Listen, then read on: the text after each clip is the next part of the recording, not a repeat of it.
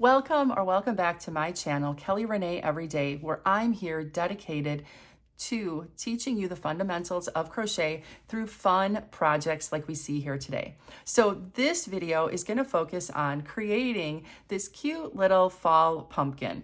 Now you'll notice here that I have it in a couple different sizes. So as we work through this video, what you're going to find is that you're going to learn, number one, the 2 stitches that are required to make this pumpkin. Additionally, I'm going to be talking about the supplies, all the supplies that you need, and how you can also customize this to whatever size pumpkin that you're interested in making.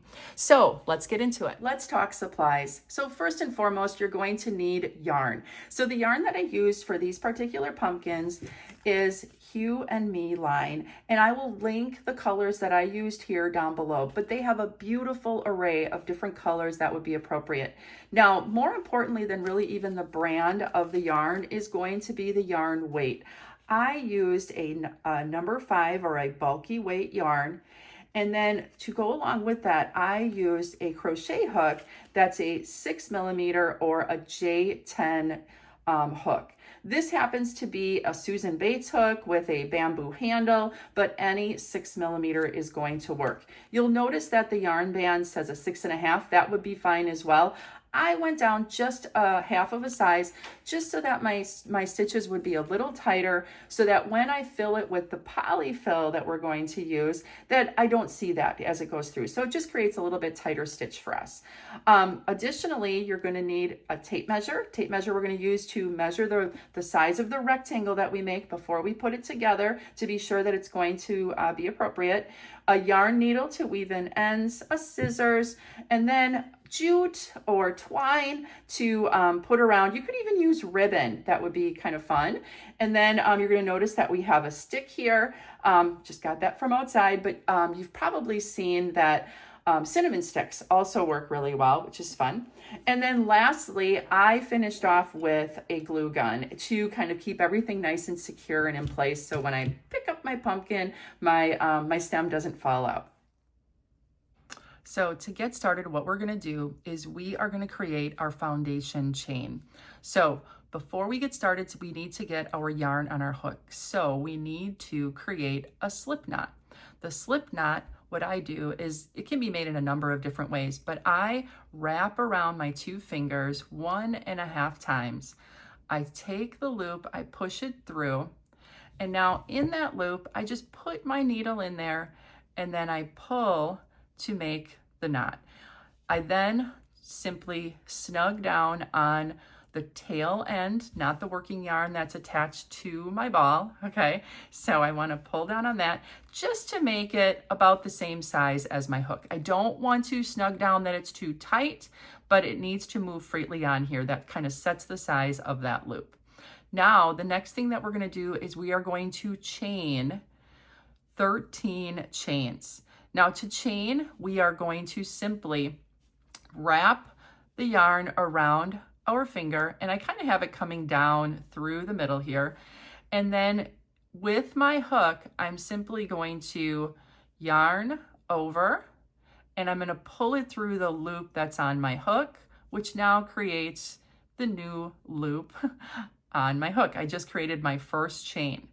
So again, I'm going to yarn over, pull through, and sometimes what I do is, to get it through a little bit easier, I push up on my barrel so that it kind of increases the size of the loop here, and then I rotate this down and I pull it through my loop, and then I've got the next one on. Be sure when you're making your loops, or as you're creating that chain, that you're always going down to the largest part of the barrel to set the size of the loop. Otherwise, if we stick up here, it's going to make very tight stitches and it's going to get hard to pull through. So again, I'm going to yarn over, pull through my loop on my hook. So I have created 1, 2, 3 chains so far. I want to now continue on and create 10 more so that I have a total of 13 chains. So I'm going to do number 4, pull through, number 5, pull through, number 6, number 7, number 8, 9, 10, 11, 12, and one more for 13. Okay, now if you wanted to check how many you have, you can count your stitches. So I'm just going to use my yarn needle, and you're going to notice that when you lay this down flat, this line of chains looks like a braid, and each one of those V's, we call it, is a chain stitch. Okay, so I'm just going to zoom in here a little bit, okay, so that you can see those V's. Each one of those V's is the stitch. So when we look here, the first stitch is right here, okay? The second stitch is here, third, fourth, fifth, sixth, seventh, 8, 9, 10, 11, 12, and 13 was where I started. So that's exactly how many chains I wanted to start with. This is called the foundation row. This sets the width of your work, okay? So as I look here, this is going to be how wide I'm going to be making the rectangle for my pumpkin. Now, we're going to now be working back and forth along the rows. Now, I'm going to show you a sample that I have created here. I'm going to zoom out a little bit, okay? And we are going to be creating a rectangle, okay? And in this case, when I created this particular rectangle to create the outside or create my pumpkin, this is the width, which is exactly this that I just did. This is going to be that foundation chain. And then upon that, we are going to be making rows back and forth until we get this long enough for our pumpkin. Okay, so I'm going to put this away. And now what we're going to do, I'm going to zoom back in so you can see exactly what I'm going to be working on here. So now that I have my chain, I am now going to half double crochet into the second stitch from my hook. So right now the loop on my hook, that is not a stitch, but where it came out of, that was the first stitch in my chain, and I am actually going to go into the second stitch from my hook. So I just put that right in here. So I'm going to be inserting my hook right in here, and I'm going to be doing a half double crochet. Now, a half double crochet requires us to start the stitch with a yarn over to get an extra loop on our hook, and then we're going to go into the chain, and then we're going to pull up a loop, and then we're going to pull through. So let me show you the half double crochet. So I'm going to yarn over first, okay? This creates 1, 2 loops on my hook. We are now going to, and I like to put my finger on here, we're going to go right into that chain, into that stitch that I just showed you, the second chain from the hook. And now I'm going to pull up 1 loop through. We call this pulling up a loop. So now I've got 3 loops on my hook. I've got the original one, I've got the yarn over that I did before I started the stitch, and now I pulled up this loop through my chain. Now the half double crochet is in between a single and a double crochet. So all I'm going to do is I'm going to yarn over one more time, and I'm going to pull through all 3 loops on my hook. And now when I end with 1 loop on my hook, I finished that stitch. So our first stitch was a half double crochet. The next stitch that we're going to do, and this is a 2-stitch combination, is going to be a slip stitch. Okay, so I'm going to, for the slip stitch, there is no yarn over. I'm going to go directly into the next chain. So right after the one that I just went into, I can see I went in there. I'm going to now go into the next stitch. Okay, and I'm going to yarn over. I'm going to pull this through, and instead of stopping, I'm going to continue to pull through. That's called a slip stitch. All right, those are the 2 stitches that we are going to be continuing to use for our entire pumpkin. So now I am going to alternate back to my half double crochet. Half double crochet is yarning over. I'm going to go into the chain. I'm going to yarn over, pull up that loop. I'm going to get 3 loops on, 1, 2, 3. And now I'm going to yarn over, and I'm going to pull through all 3. Okay, so after the half double crochet comes the slip stitch. I am going to go directly in, no yarn over, go directly in, and now I am going to pull through, and I'm going to continue and pull directly through the loop on my hook. yarn over for the half double crochet next. So continuing to alternate back and forth. So if I did a slip stitch, then I know my next stitch is going to be the half double crochet. So yarn over, go into my next chain, yarn over, pull up that loop, 3 loops on, yarn over, pull through all 3 loops. Next one is going to be that slip stitch. We're going to go directly into the next, pull up that loop, but then we continue to pull through the loop on our hook. So it's a nice short little stitch. And I'm going to continue to do that to the very end. So yarn over for my half double crochet, go in, yarn over, pull up 3, yarn over, pull through all 3. Now slip stitch, directly in, yarn over, pull through, and continue to go all the way through the loop on my hook.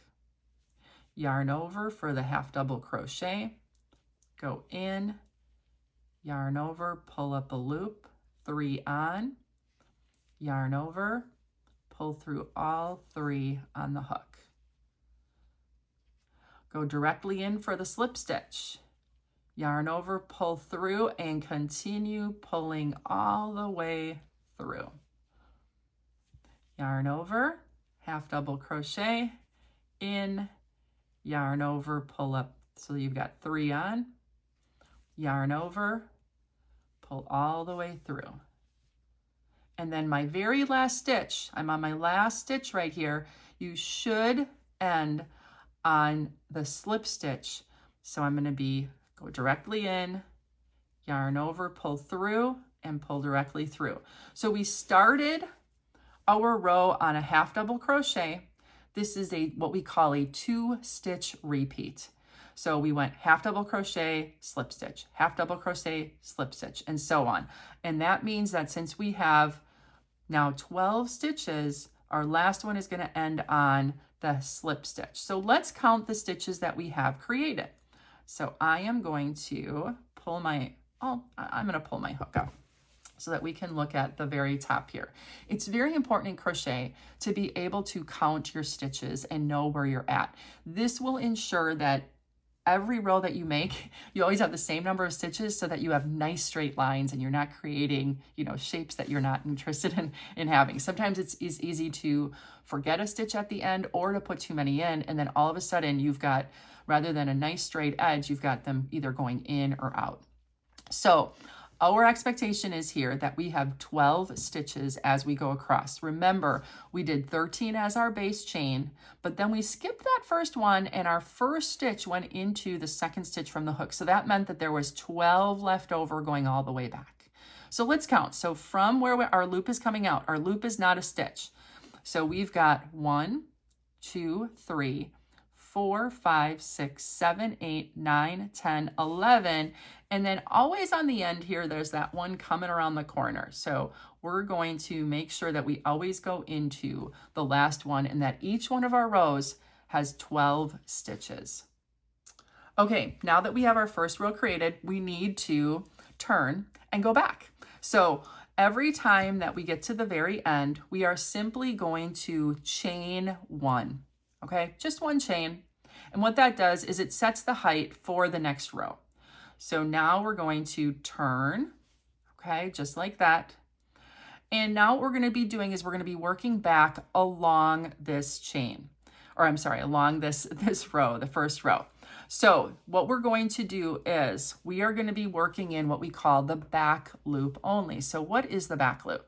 The back loop is going to be the further loop away from us on our stitch. Traditionally, we usually work underneath both for a standard stitch on any one of a crochet. So whether it's a half double crochet, a slip stitch, or any one of the other stitches, the convention is to always work underneath both of those V's. So when we look at our stitch here, here's our V, and we would normally go underneath. But to make this a little bit have a little bit more texture. And what actually creates, I'm going to grab my pumpkin here, the ribs that we end up seeing here, what creates those ribs is that instead of going underneath both of what we call the loops on the stitch, we are just going to go into the back loop only. Okay, so you'll see that effect actually happen after we get a couple rows in place. So I'm going to put my yarn back into my loop here. And we are going to start just like we did our last row with the half double crochet. Each one of our rows is going to start with the half double crochet and end on the slip stitch. So to do the half double crochet, I'm going to yarn over, okay? And I am going to go into my stitch, but into the back loop only. I'm going to pull up a loop. I've got 3 on, and now I'm going to yarn over and pull through all 3. Okay. So again, as we look here, you're going to notice that the stitch that I went into, I only went into the back loop. The front loop is still in front of me, okay? All right, oopsie, let me scooch this back in here. All right, the next one that we're going to do is we're going to do our slip stitch. So we're going to keep doing that alternating stitches. We're going to do half double crochet, then a slip stitch, then a half double crochet, but we're going to work only in the back loop only. So now I'm going to go directly into that back loop. Okay, directly into that back loop. I'm going to yarn over, pull through, and continue pulling all the way through. So same stitch, but now I'm working in the back loop only. So my next one is going to be a half double crochet. So I'm going to yarn over, and then I'm going to go into the back loop only of the next stitch.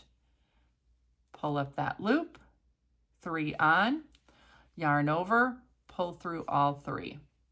Okay, I'm going to pull a little bit of yarn off of my ball here so I've got enough. All right, so now since I did a half double crochet, I'm ready for my slip stitch. So again, back loop only, I'm going to be working into just this loop right here, not under both. Again, it's a little bit of a twist on the convention. So we're going to go just into that back loop to create those ridges like we said. So I'm going to go directly in for my slip stitch. I'm going to yarn over, pull through the first one and through the second one directly. Then I'm going to do my half double crochet, yarn over first, go into the back loop only on my next stitch, pull up a loop, 3 on, yarn over, pull through all 3. Slip stitch, go directly in, yarn over, pull through, and pull through again. Okay, and in the back loop only, yarn over for a half double crochet, back loop only, and then we're going to pull up that loop, yarn over, pull through all 3. Slip stitch directly in, back loop only, and all the way through. Half double crochet, back loop only, yarn over, pull up that loop, yarn over, pull through all 3. So you can kind of see my ridge creating here because in the front here, there is that front loop because we are only going into the back loop. If you're not seeing this ridge, then you're probably going underneath both of them. Okay, so again, we're not doing convention where you would go underneath both. We're just going into the back loop only. So we're going in between the V's here and we're scooching that stitch in there. I did a half double crochet on my last one. I can see the 3 loops on here, so I'm ready for a slip stitch. So I'm going to go directly in, yarn over, pull through, and continue pulling through. Yarn over for my half double crochet, go into that back loop only, yarn over, pull up that loop, yarn over, pull through. And now as I get to the end here, I've got 1 more stitch left, and sometimes it sneaks around that corner because it is making that corner. So don't forget, since I had the half double crochet here, remember, I'm always starting on half double crochet, but I'm ending on a slip stitch. So I'm going to go into that back loop only of that very last stitch that's coming around the corner, yarn over, I'm going to pull through and pull through. And now I finished my row. Let's make 1 more corner, okay, or turn it 1 more time. So once I get to the very end here, I am ready to chain 1, okay? And then I'm simply gonna turn my work. Okay, turn my work. And then I start right back over. So remember, each one of my rows is gonna start with a half double crochet. So I'm gonna yarn over, I'm gonna find the first stitch right here. I'm gonna go in that back loop only, yarn over, got 3 on, yarn over, pull through all 3. Slip stitch next into that back loop only, yarn over, pull up a loop, but continue pulling all the way through. Yarn over, back loop only, pull up that loop, 3 on. This is the half double crochet. So we're going to pull through all 3 on the hook. And then I'm going to do 1 more slip stitch here. And we are going to pull it through and all the way through. So continue on to the end of the row, ending on your slip stitch. And then you're going to chain 1, turn, and start with a half double crochet going back the other way. So I wanted to take a minute here to just remind us of a couple things. Number 1, we need to make sure as we're creating our rows here that we always have the same number of stitches as we go back and forth. If we don't, notice that as I've created more rows, I've got nice even line here and it's even all the way along. If I don't do that, if I start not doing enough rows, it's gonna start getting smaller. Or if I end up doing too many, it's going to be wider.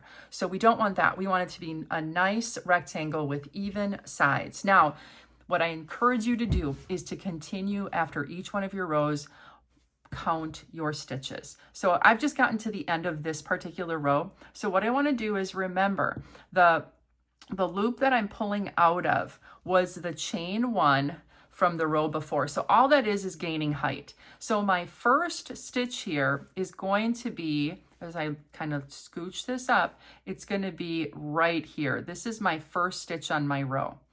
And if I count back to the very beginning, I have to make sure, in my case, I have 12 all the time.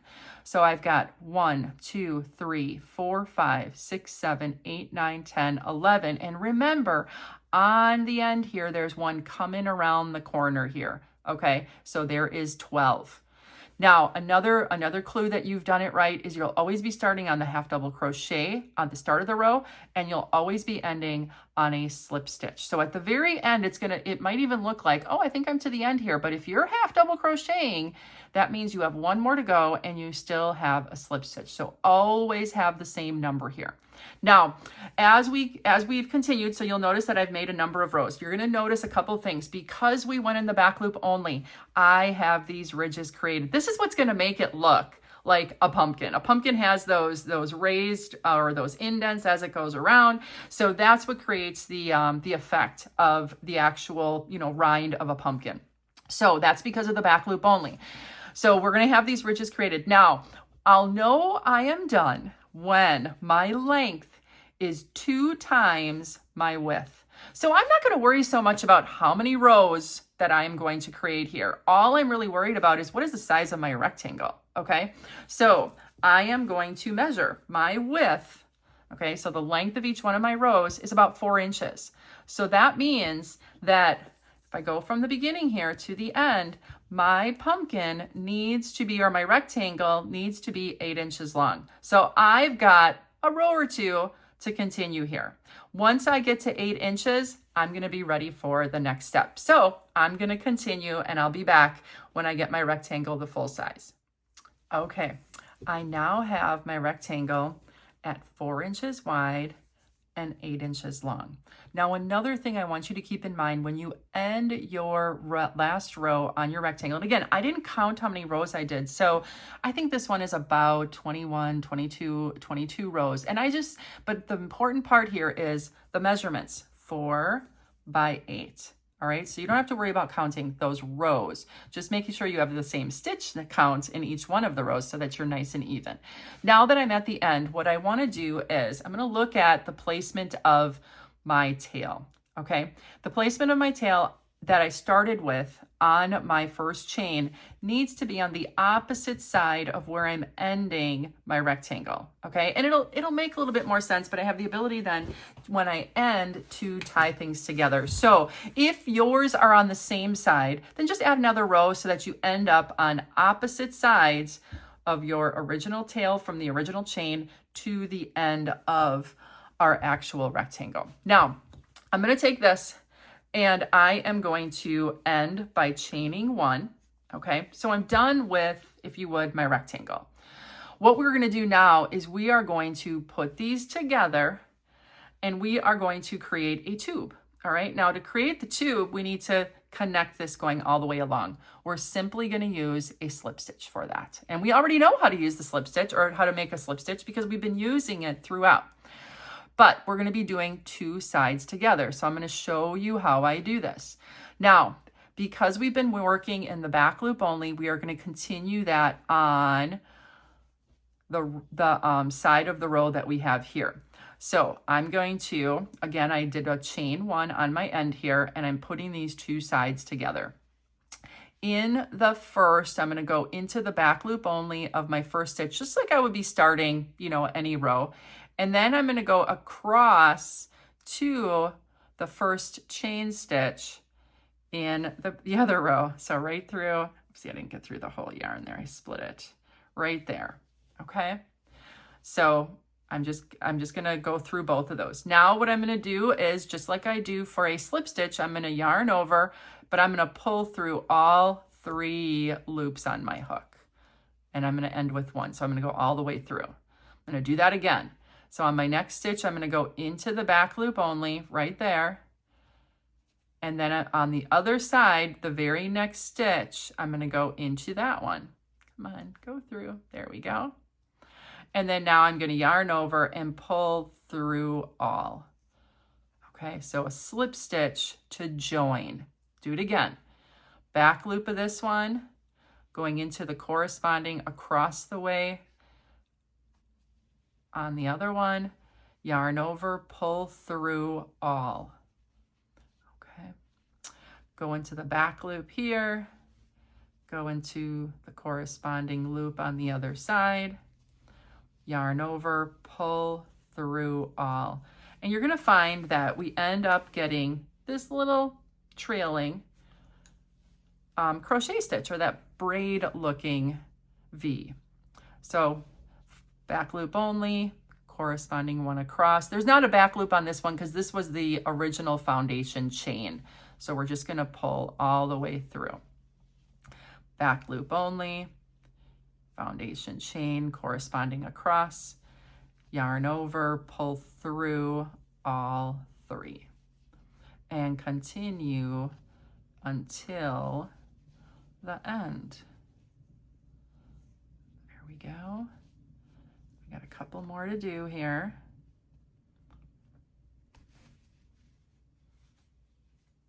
And take your time. There is absolutely no extra prizes for getting done early. Some people, you know, are anxious to, you know, get good at this and be able to do it fast. Not important. Take your time and enjoy the process, paying attention to those little details along the way, right? So then I'm going to go across again. Let's see, pull that out of the way. Through all 3. And then our very last one, make sure we join here and go through one more time, all the way through. Make sure. There we go. Okay. So now I've gotten to the very end. All right. And I have a tube created. So I'm going to pull this through a little bit, and this is where I am going to cut off an end that, I don't know, 6, 8, 10 inches or so. So I'm just going to cut this off and have a generous loop. Then I'm simply going to pull this all the way through. All right. And this is where, because I have this other tail on the end here, so that this doesn't come apart, and this will hide itself when we start to pull it together and do our next steps. I'm just going to tie a knot here, and then that ensures that this is not going to unravel. All right. Okay, so now this little tail can kind of, you know, stay where it's at for right now. And what we're gonna do is we're gonna use the long one and we are going to cinch this end together, okay? Okay, so now that we have our extended long end, we are going to thread that into our yarn needle, okay? And this is where a yarn needle does come in handy because it's got a nice big eye, especially for this bulky yarn to get through. Now, all we are going to do is on this end, I'm going to scooch this on the inside, okay? And we are just going to baste stitch around the outside so that we can pull this and cinch it together. So super duper easy. Just going to kind of go in between, back and forth, and it can be generous and pretty wide as you go around. And all we are doing is we're creating the ability to, again, cinch it together. So I'm just going to go all the way around, kind of back and forth. Okay. And if this is a larger pumpkin, you know, it'll be a larger distance or a further distance. If it's not, then it's going to be a smaller distance. So I think I've gotten to the beginning here. And all we're going to do is we're going to pull on this and it is going to cinch it together. Now I have that one on the inside here. I'm going to pull that in and we're going to make sure that we get a nice tight end on the end here. And you're going to have a little hole in the end, which is fine. And then we're just going to go on the opposite side here. Now, you'll also notice that my other little tail from the original chain is sticking up through the inside here. I don't want it out the bottom, so just make sure it goes in. So I'm just going to go in here to kind of close that up, and I'm going to pull this to the inside. All right, now I've got this closed on the bottom. All right, now we're just going to take those two ends again, and I'm going to tie them together so that it secures that cinching that I just did. Okay, and I have to kind of push down in there and do that again. You can do it 2 times-ish, right? Okay, so that's secured on the inside, and this is just gonna kind of float in the inside. Now what we're gonna do is we are gonna add our polyfill. Now this polyfill is, you can get this at a craft store, you can order it online. It's just simple polyester for stuffing pillows or stuffed animals and things like that. Okay, and I just want to make sure that I end up with my end so that I can now do that same cinching around the outside. So you got to kind of, you know, make sure that you've got enough in here so it's puffy enough, right? That it has a nice feel to it. And now we're simply going to go around the outside. You can start wherever. And we're gonna do that very same thing. We're gonna cinch this together. So kind of a basting stitch going all the way around. Okay. And again, back and forth until I get to the beginning of where I started. Oops, my little thing came out here. There we go. And come back there.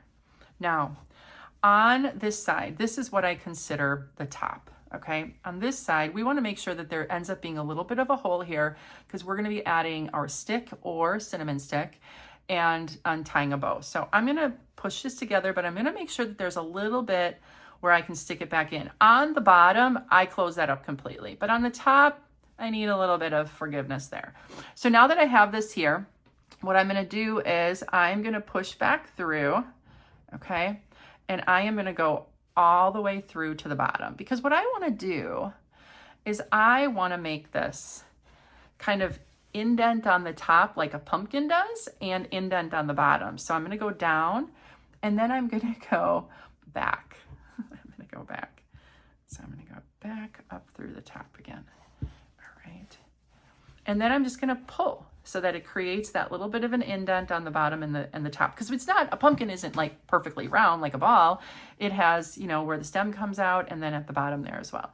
And then once I get to the top here, all I am going to do is I am going to kind of weave around a little bit. And again, I still have a little bit of an inside there. I'm going to go one more time here. And then I am going to create a little knot on the top. This will hide itself once we get the bow on the top and our stick in place. So now what we can do is we've got that nice and secure. We can simply snip that off, okay? And it just kind of blends in, no problem at all. Now we're ready for the finishing touch of the stick and our twine. Okay, our very last step here is to add our decorative details. And the final steps are, I just need a stem of some sort for my pumpkin. So I went outside and I picked up a little stick. Another idea is to use a cinnamon stick to actually come out here. So all I'm gonna do is, for the little hole that I made in here, make sure, you kind of save it, it's large enough.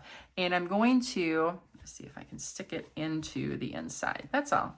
You just wanna get it in there so that it sticks out. If you need to cut that off or break it off a little bit, you certainly may do that.